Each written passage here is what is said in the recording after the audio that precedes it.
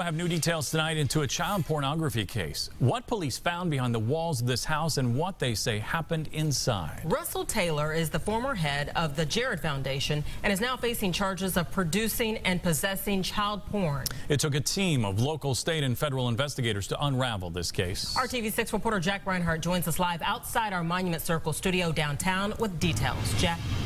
Well, Erica, federal agents quietly arrested Russell Taylor Sunday night at his far west side home. We've learned through the charging documents that a female confidential informant came forward and reported this activity to state police and then cooperated in the investigation. Russell Taylor, federal prosecutors say, turned his nondescript far west side residence into a recording studio. He strategically placed hidden cameras inside of bedrooms and bathrooms where he secretly recorded multiple nude and semi-nude minor children.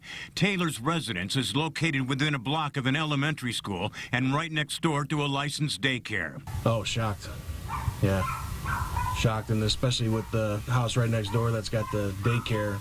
Well, they did have a daycare sign out there. Still there. It's pretty disturbing. In September, a confidential informant approached state police with information that Taylor offered to send a female acquaintance images of young girls and other videos that depicted bestiality and sadomasochistic abuse. The criminal complaint says Taylor sent the informant a message stating, "LOL, tell me what you want to see. I got it all." What we know is that most of the time, what offenders need to do is they need to get access to children. They tend to try to do that through family relationships, by paying attention to them, by giving them gifts, or just being around children. Federal investigators allege that much of the secret recordings occurred at Taylor's former far southwest side residence, where neighbors say he and his wife lived a reclusive lifestyle. Every once in a while I'd see her in her little convertible and I'd say, "Hey, how you doing?" Blah, blah, blah. And, you know, that was it. No conversation.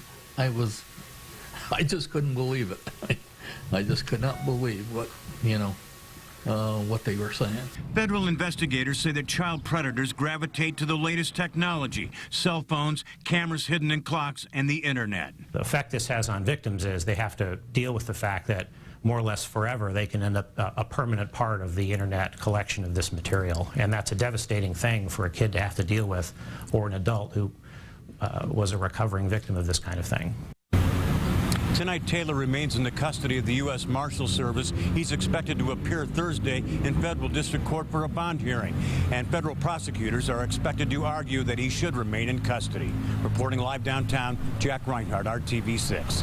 We did reach out to the Jared Foundation today. Jared Fogle was not available for an interview, but he did release this statement. The charges against Mr. Taylor are very serious and disturbing. As previously stated, the Jared Foundation has severed all ties with Mr. Taylor.